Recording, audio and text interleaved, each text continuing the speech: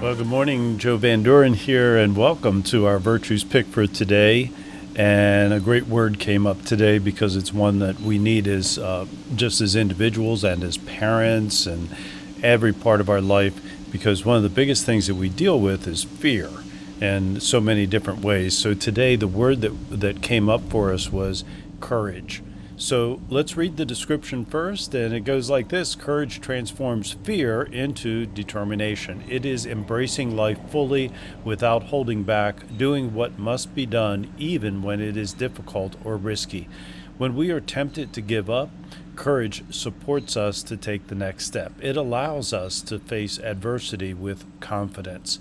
Courage opens us to new possibilities and gives us the strength to sacrifice for what we love. At times, we need courage to accept the truth and to pick ourselves up after a mistake, ready to make amends and try again. Courage gives me the strength to make this journey with all my heart. Wow, what a great word, right? And I just love the whole subject of fear, because I guess all of us deal with this with different kinds of fears. Some people have the fear of failing.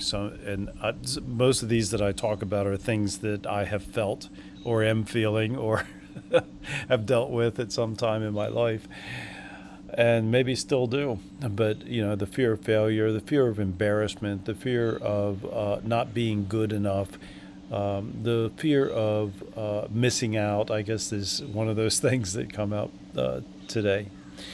And the fear of not being smart enough or having enough of this or that or the other, right? And so we have all these different fears, these things that come up for us. And we're tempted, as it says, to give up sometimes. And I know for myself, I probably have failed to finish certain projects because of fear, and fear of not being accepted, a fear of who am I to do this.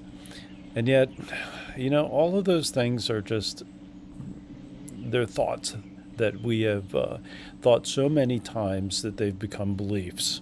And again, I say these are things that I've dealt with, and maybe you have too. I don't know. Most people have had some sort of fear and setbacks in their life that could have been overcome with the use of this virtue of courage. And so when I think about courage, I think about the need to step past those fears and to really to question even the thoughts that come up about fears.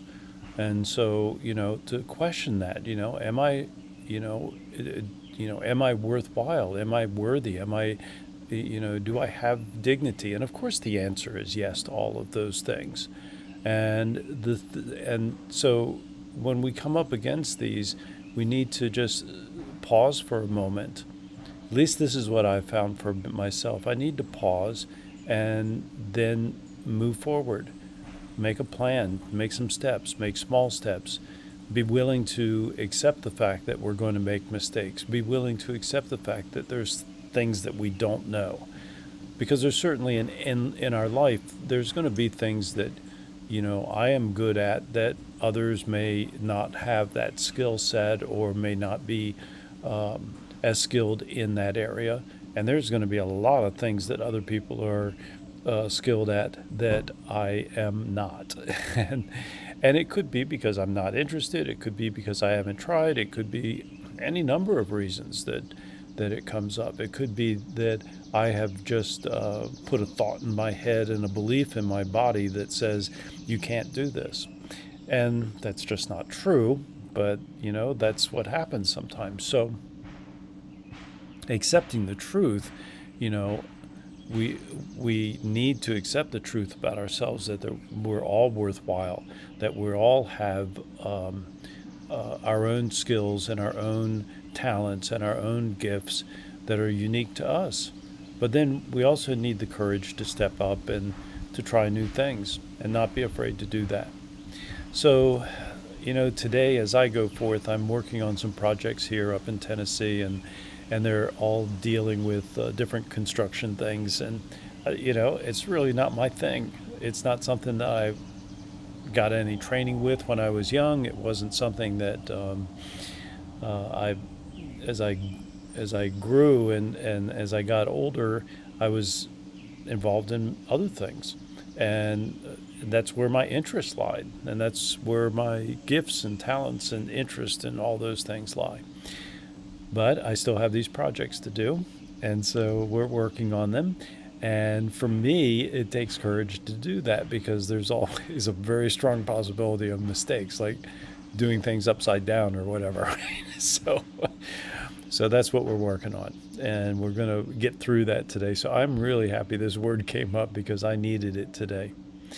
So when we talk about helping our children have courage and to develop that, they all have courage, and we see it because we tell them to stop doing things because we're afraid they're going to get hurt, right? So they have courage. Sometimes it needs to be balanced with, moderation or modesty, and or sometimes it needs to be their personal skill sets, need to be helped so that they can do things. But most kids, have a great deal of courage, and they have determination, and they have the willingness to try new things.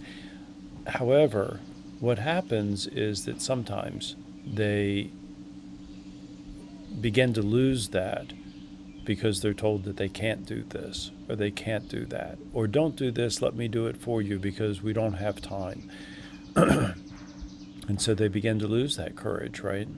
And sometimes we look at it from the viewpoint of wondering why our child doesn't have confidence. And maybe it's confidence, but maybe it's courage. And so we help our kids by allowing them to try new things and to not give up and to recognize that making mistakes is part of how the learning process it goes. And so we want to continue to help them to face the different adversities and understanding that their adversities may seem very small to us, but to them they're huge. And so helping them and allowing them to face those adversities and to overcome and to learn how. I'm going to give an example right now of a young boy I had as a student who never learned to ride his bike. And here now he was 12 years old, 11 or 12 years old, I can't remember, it was some time ago. And he still did not know how to ride his bike. And he had lost what some parents might say confidence, but really what he had lost was the courage to do it out of the fear of failure, out of the fear of being embarrassed in front of his friends, out of the fear of believing that he did not have the ability to do that. And so we were able to help him to get back on the bike and to help him, practice, right? And be willing to make that mistake. And so within just a few weeks, actually 2 weeks, he learned to ride the bike. And then he wasn't afraid to go out with his friends because his friends would suggest, well, let's go ride our bikes. He used to go inside and stop, having the fun with his friends. But now he stayed out with them and he had those things. So courage opened up that new possibility to him and gave him the belief system and the thought that he can overcome things. And we need to do that as adults. We need to do it for our children, but we can't do it if we're always doing things and doing everything for them. And so courage is one of those virtues that all of us continue to grow. So thank you very much for being here today. I see that I've dropped a number of frames, so maybe my Wi-Fi wasn't all too good, but nonetheless, I hope you enjoyed this little discussion about courage and how I'm going to use it today. And I encourage you to use your courage today to do those things that might be a little frightening, a little scary for you. All right, everybody. So thank you for being here. And until next time, which is tomorrow morning, until next time, keep practicing the virtues and the 4 C's of successful families. And that is clarity, communication, consistency, and community. And so until next time, we'll see you then. Bye.